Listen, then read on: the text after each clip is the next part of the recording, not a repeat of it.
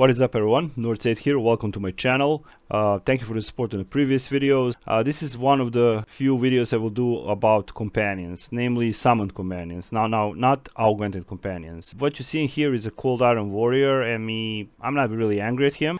So I'm going to present you with him now, and we're going to turn on the UI, go to companions, and if you own this companion, I advise you to keep it for now, or don't discard it, or do what you want with it. It's yours, but for now my advice is to keep it, and I will show you why. Now, disclaimer, this is also subject to a major change as any video up until live server. What you're seeing here is a cold iron warrior, and he has we're going to check his stats and powers first. Now obviously enhancement gives additional bonus to combine rating. Now this is very interesting. Iron strike, multiple narrow swings against a single target. If the target is a fake creature, additional damage is dealt and the last hit will knock them prone. The prone effect cannot activate more than once every 30 seconds. We now go to the mortal vengeance. Whenever the summoner within 30 feet is hit, which is me, and I get hit a lot, cold iron warrior gains a stack of vengeance for 10 seconds. Each stack increases his damage by 5%, stack up to 3 times. That's 15% more damage, and if we combine that, I'm using 2 indomitable runestones here, okay, and plus cold iron warrior discipline, that equip is 11% damage versus fake creature. So it's probably creatures. Maybe it's a typo, maybe it's not, and combine that with my warlord inspiration, just one. My companion does 20% more damage. We got 40% from the indomitable runestones, and of course it hits really good. On top of that, he's also doing a single target attack, and also he's doing a spinning steel. That's spin around and cut up to 5 enemies multiple times in every direction. So we're gonna go to the dummy real quick. There will be no act logs this time. I'm just going to show you that he is actually doing sure strike, like a barbarian, like a GWF. I am going to give him combat advantage. I'm going to hit something really quick, and here we go. So let's see what he does. 1, 2, 3, 4. 1, 2, 3, 4. And after that, you see, it's like he is doing, and here we go. Here is the spinning strike, which is very nice, and he continued to do his main attacks. But he's kind of very slow. I still need to test him, but you can see the damage is quite nice, actually. It's not that bad, not that bad at all when he does the spinning attack. So this companion actually can be very useful in new Sharandar. Unless they change something, and that's it. So for example, if this was a fate target now and it hit me, he would do more and more damage. More and more damage. Now, I had to sacrifice my combat advantage a little bit, but I can easily manipulate that with through the companions, through percentages. That simple as that. So, I'm going to stop hitting. I'll let him do couple more swings, and spinning attack. There we go.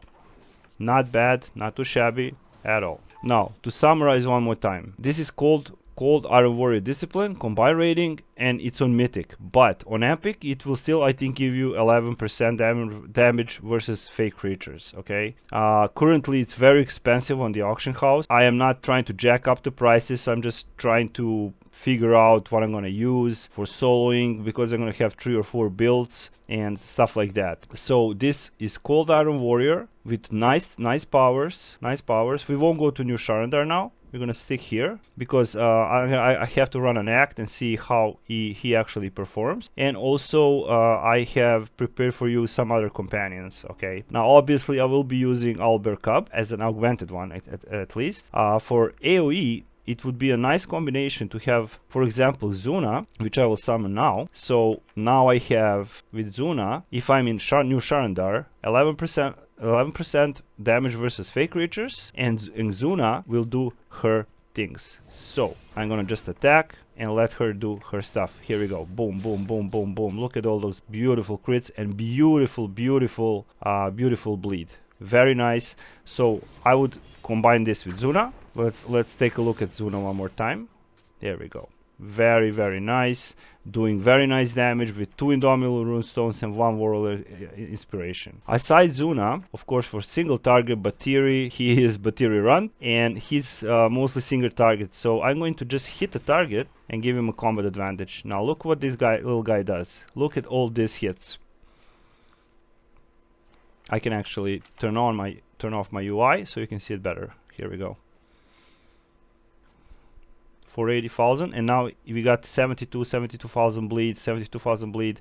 Very, very, very nice for single target fight. However, I still need to do a lot of more testing. Also, everything you see on me, bronzewood weapons, the armor enchant, the weapon enchant, I'm still testing all these things, and I will provide you with what I picked actually. Biotone is still top, and you can see that Batiri is doing a very, very nice damage. That's Batiri for a single target. I showed you Xuna, and also there's one more interesting one, which would be probably Air Archon, or no, Abyssal Chicken is still doing very nice damage. So we're gonna attack something and give her a combat advantage. There we go. I think it's very nice. This is her 70,000 hit, 15,000 crit, now 20,000 crit. So those are the crits with 2 Indomitables and 70,000, and eventually she will go again into a swarm attack, and it's not bad even for AoE in new Sharandar because everything is so narrow, if you know what I mean. So here we go. Multiple hits.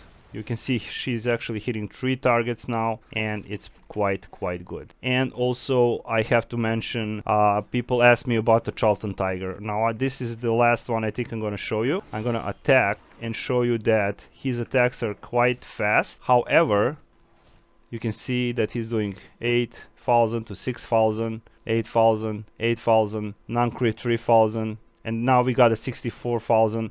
I saw crits up to 100,000 and over, but that's all depend on if the tiger has combat advantage and how many indomitable runestones I have, how much I'm able to sacrifice, because this is mostly for soloing for me. So this is Chultan Tiger, and you can see that he is actually swinging really fast. Paw attack, pardon me, and there we go, 100,000 hit, and then he continues. So that's the Chultan Tiger. Honorable mention for now, I'm still sifting through companions, is of course Air Archon, and let's see how he does. Let's just give him some combat advantage here, and here he goes.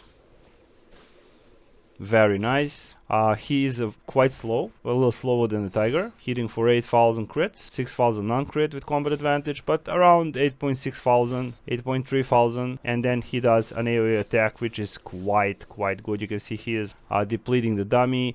Also tried Enchant. So I'm gonna return back just one more time to Cold Iron Warrior. It could be very good for the new area, the new mod. You can see the cold. Unfortunately, like I said, I had to put it in my offense slot, losing my actual combat advantage. Nevertheless, I can always rectify that because I'm still playing with companions, with numbers. There's so many companions, and if this works as 11% versus fake creatures, I can use Xuna, use him, be effective in questing, in soloing, and stuff like that. So we're gonna wrap the video up, and if you have any questions, also somebody asked me, just to digress, about the Winter Wolf. Winter Wolf is doing very low damage, and I will leave that for the next patch. So we'll see if something's gonna change. Again, this is a subject to a change, and this was mostly about Cold Iron Warrior and his basically offense power. Anyway, thank you for watching, and I will see you soon with a new video. And Northside and his lion and his protector is we are out. See you later. Stay safe and stay healthy. Bye bye.